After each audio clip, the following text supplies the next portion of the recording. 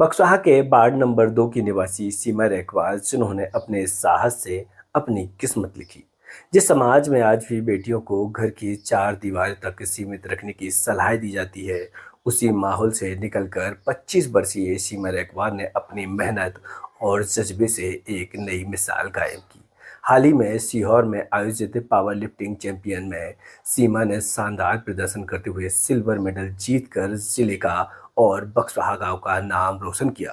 गांव की सोच से आगे बढ़ने का साहस। सीमा एक साधारण परिवार से ताल्लुक़ रखती हैं और कक्षा 12 की पढ़ाई उन्होंने बक्सवाहा के कन्या हाई सेकेंडरी स्कूल से की। उनका सपना था पुलिस विभाग में जाना। इसी उद्देश्य से पिता ने उन्हें पढ़ाई करने के लिए सागर भेज दिया।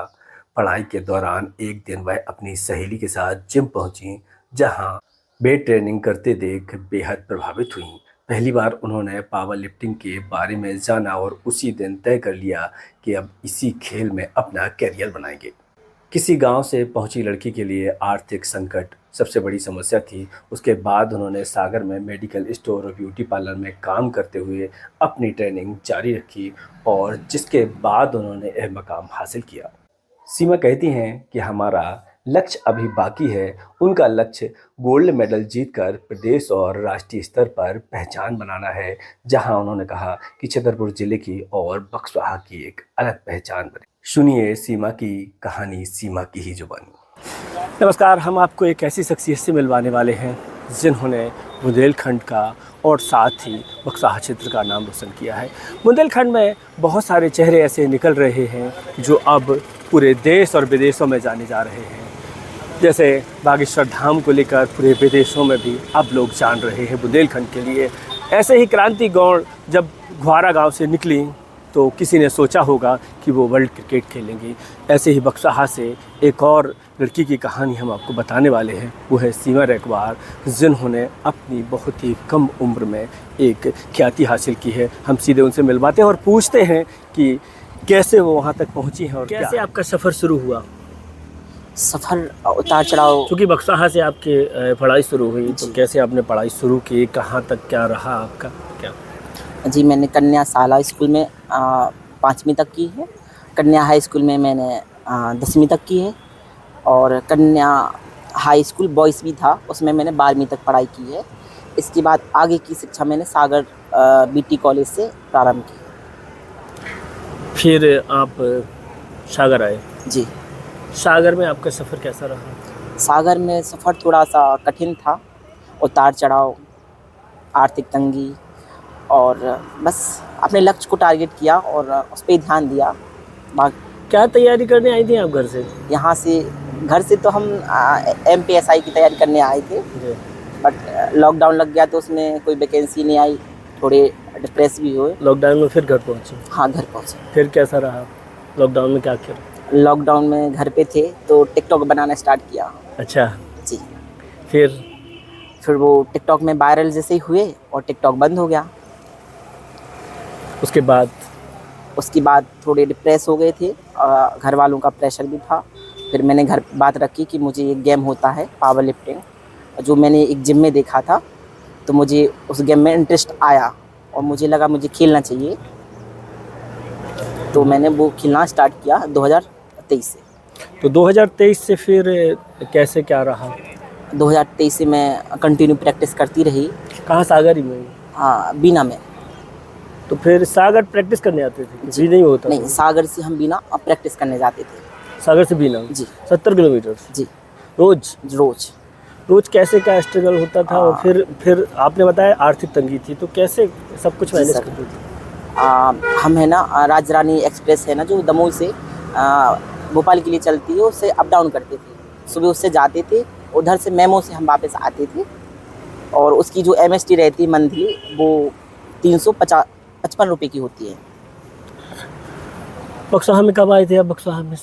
बक्सवाहा से हम आए थे 2017 से। तो 2017 से 2026 तक स्ट्रगल ही? हाँ, स्ट्रगल ही चलता रहा।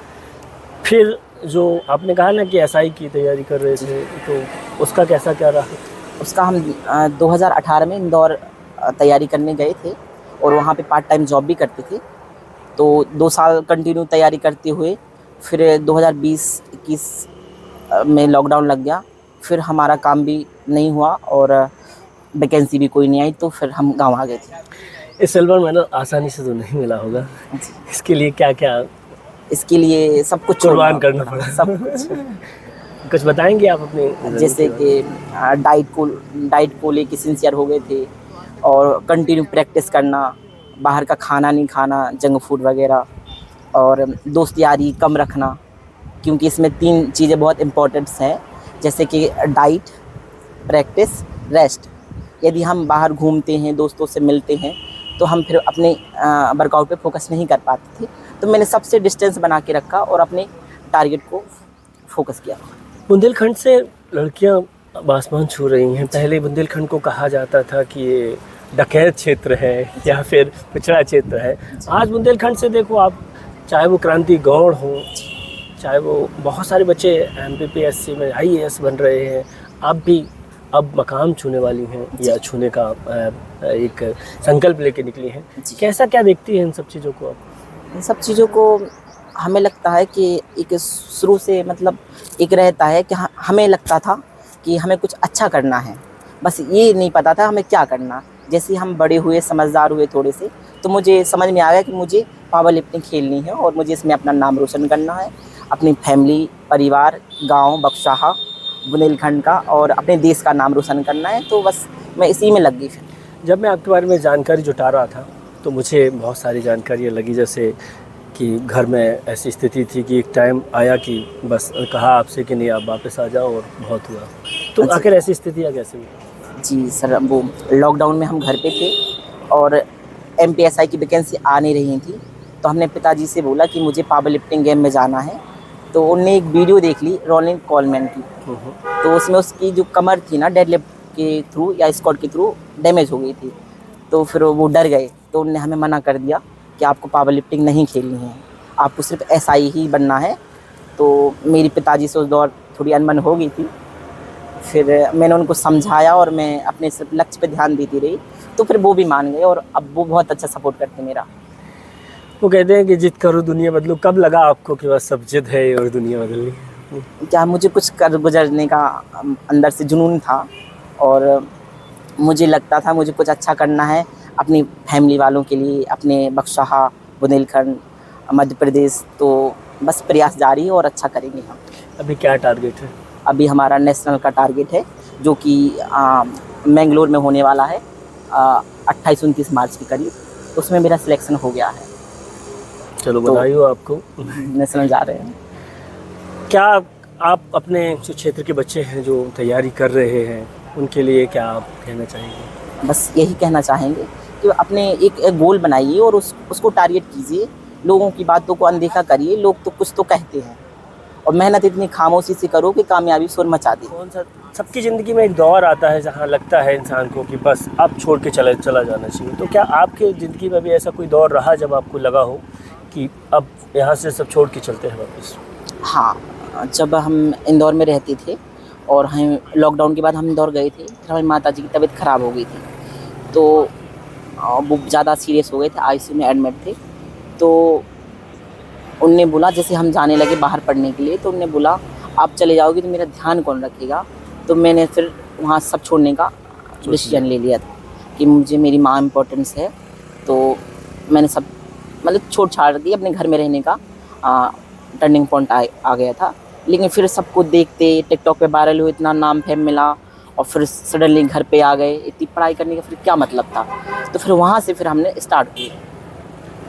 एक और चीज़ रही, जब मैं आपके बारे में जानकारी जुटा रहा था तो पता लगा कि एक आर्थिक तंगी को लेके कुछ दिन आपने मेडिकल में भी काम किया, पार्लर में काम किया और साथ में ट्रेनिंग की। ये कैसे सब कुछ मैनेज करते थे? जी, जब स्टार्टिंग में हम आए थे सागर, तब हम मेडिकल पे जॉब करते। हेल्थ केयर लैब में भी मैंने जॉब की, जहाँ पे मुझे 1500 रुपये मिलते थे स्टार्टिंग में। फिर 3 महीने बाद उनने 2000 रुपये किए, फिर 3000 रुपये किए। मेडिकल पे भी हमें 3000 रुपये मिलते थे। मतलब 3-3, 4-4 महीने हमने किया और एक्सपीरियंस लिया।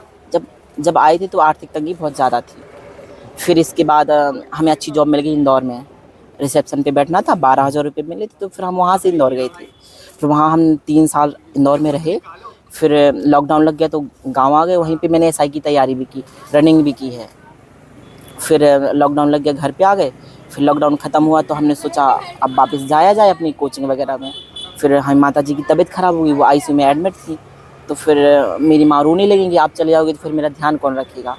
भैया लोग हैं, सब लोग हैं, लेकिन उनको मुझसे ज़्यादा थोड़ा लगाव था। तो फिर मैंने सब छोड़ छाड़ के हम घर पे आ गए। घर पे आ गए, हमें माता जी ठीक हो गई तो फिर हमने वहाँ से कम बैक किया। मुझे लगा मुझे कुछ करना चाहिए, मुझे झाड़ू पोंछा चूल्हा चौका नहीं करना, मुझे लगा। तो फिर मैंने वहाँ से स्टार्ट किया, क्योंकि हम आसपास लोगों को देखते हैं कि शादी करने के बाद उनका फ्यूचर ख़त्म हो जाता है, वही रहता है घर का खाना पीना चूल्हा चौका। वो मुझे लगा कि मैं नहीं कर पाऊँगी।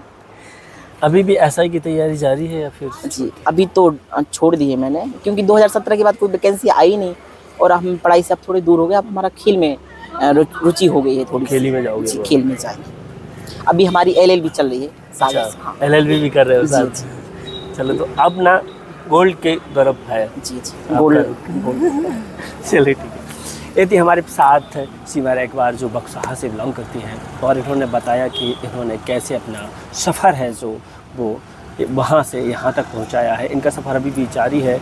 जैसे ही जो अगले पड़ाव पर पहुँचेंगी हम फिर आपसे इनको रूबरू कराएंगे। जब तक के लिए